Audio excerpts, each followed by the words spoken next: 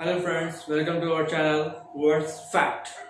तो फ्रेंड्स, ये मेरा फर्स्ट वीडियो है जिसमें मैं आपको बताने जा रहा हूँ कि कैसे हम लोग how can I right a book with a full step by step guidance with me.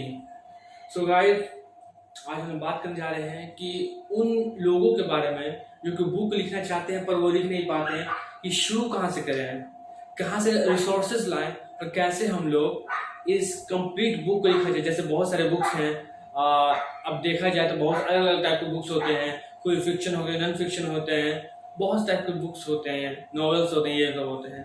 तो मैं एक ऐसे बुक्स के बारे में बात कर रहा हूँ जिसे आप लिखना चाहते हो या आप सोचे थे कि मैं लिखूंगा पर आप कर नहीं पा रहे। क्यों? क्योंकि आपके पास आइडिया नहीं है कि कैसे करना है, शुरुआत कहाँ से करना है। तो फ्रेंड्स, आज हम लोग ऐसे ही बात करने वाले हैं कि हम लोग स्टेप बाय स्टेप बुक कैसे करें। तो फ्रेंड्स, शुरू करते हैं बिना किसी देरी के।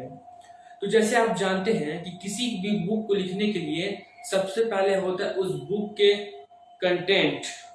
मतलब मेरा क्या है कि वो बुक आप किस वजह से लिख रहे हैं। पहली बात, कोई बुक लिखता है किसी की बायोग्राफी पर, कोई बुक लिखता है फाइनेंशियल कंडीशन पे, फाइनेंशियल कैसे फ्रीडम पाई जाए उसके ऊपर, कोई बुक लिखता है कि कल्चर के ऊपर अपने, कोई बुक लिखता है कि नॉन फिक्शन स्टोरीज पे। इस टाइप से बुक्स बहुत सारे होते हैं।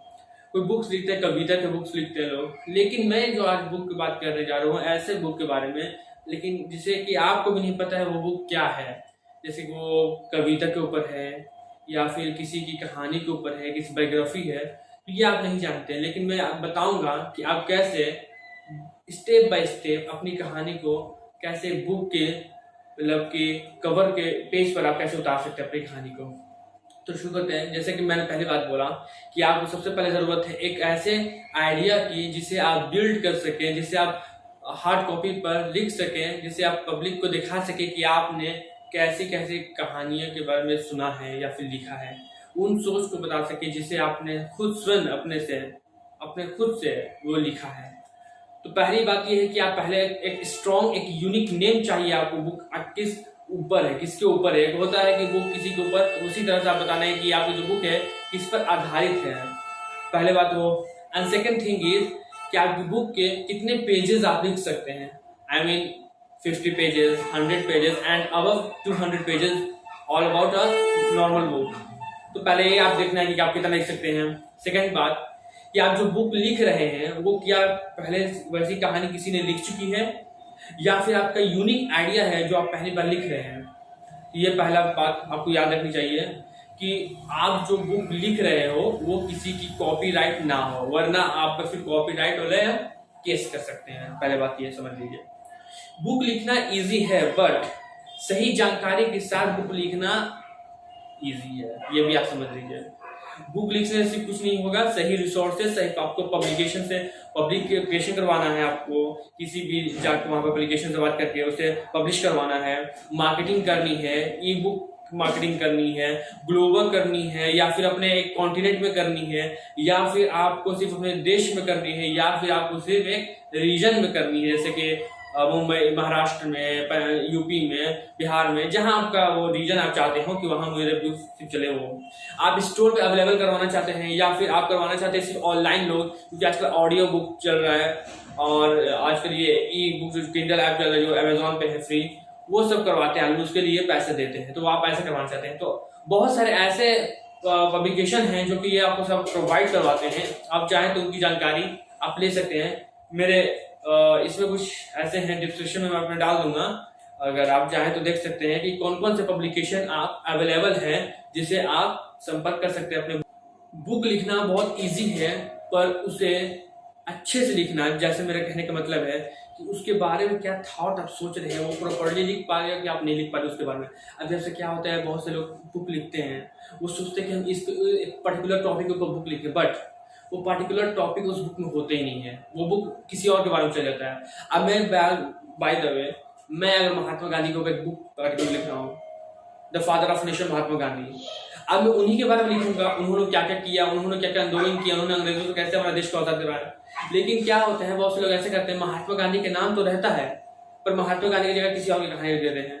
अब ऐसा क्या होता है, ऑडियंस जो है हमारी है, जो भी पब्लिक है, वो तो खरीदेगी क्या, ये महात्मा गांधी की बुक है, पर ऐसे में उनको कोई और कहानी उसके अंदर मिलेगी तो उससे क्या होगा, पब्लिक के सामने आपकी रेपुटेशन, आपके ब्रांड वैल्यूएशन सब खत्म हो जाएगी, जिसकी वजह से आपको आगे चल के बहुत परेशानी हो सकती है। क्यों? क्योंकि आदमी शुरू में तो बुक आपको खरीदेगा, आपको लगेगा बहुत ज्यादा सेल हो रहे हैं, बहुत ज्यादा मार्केटिंग अच्छी हो रही है, पर ऐसा क्या होगा कि लॉन्ग टर्म में आपको बेनिफिट नहीं होगा, डिसएडवांटेज आपको होगा। क्यों?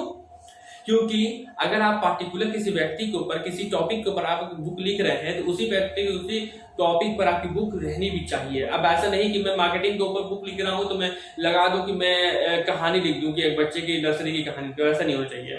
जिस टाइप की आप बुक लिख रहे हैं उसी टाइप की हमें कहानी भी चाहिए। अब जैसे कि मैंने बहुत सारी बुक लिखी है, अभी भी चल ही रहा है काम, तो वैसे ऊपर लिखना है कि जिससे मैं देख सकूं मैं जो लिख रहा हूँ वो बायोग्राफी तो मैं बोल सकता हूँ। क्यों?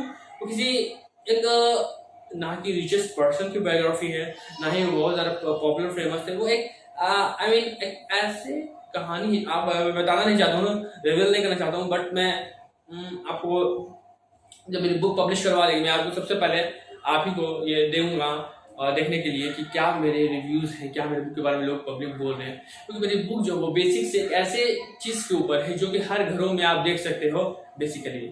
सो गाइस, मैं यही बोलूंगा, अगर आप बुक लिखना चाहते हो तो very nice, keep it up, आप लिखिए, बट एक सही, एक अच्छे आइडिया के साथ लिखिए, क्योंकि मार्केट में बहुत सारे बुक अवेलेबल है, तो लोग आपको क्यों परचेस करेंगे, पहले ये समझना है। अगर आप ऐसे ही लिखना चाहते हैं, शौक है आपका, तो लिखिए, आपको उससे कोई मतलब नहीं कि मार्केटिंग हो, रॉयल्टी आपको मिले ना मिले, वो उससे मतलब है। अब रॉयल्टी की बात मैं सुनता हूँ तो मैं इसकी एक अलग से वीडियो बना दूंगा कि रॉयल्टी क्या होता है, तो आप उस पर देख सकते हो कि रॉयल्टी क्या होता है।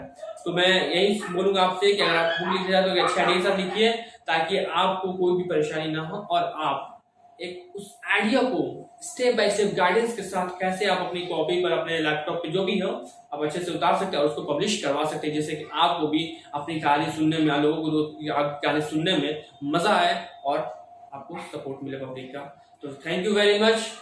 और गाइज मैं यही बोलूंगा, ये मेरा फर्स्ट वीडियो जो कि मैं बना रहा हूँ, तो सो गाइज मुझे आप लोग का प्यार चाहिए, मुझे आप लोग का बस यही चाहिए कि मुझे आप लोग फॉलो कीजिए, सब्सक्राइब कीजिए और बेल आइकन कर दीजिएगा कि हमारा जो भी नया वीडियो आए वो आप पहले देख सको। क्योंकि शुरू में जो यूट्यूबर्स होते हैं गाइस, उनको ज्यादा सपोर्ट की जरूरत रहती है। क्यों? अगर आपका एक स्टैंडर्ड हो जाता है ना गाइस, तो आप पब्लिक खुद आपको प्यार करते हैं, बट अगर आपको नया चेहरा है तो आपको कंपटीशन उतरने में, आप एक प्लेटफॉर्म पर फोकस करने में, कैमरा के सामने फेस करने में बहुत मुश्किल होती है।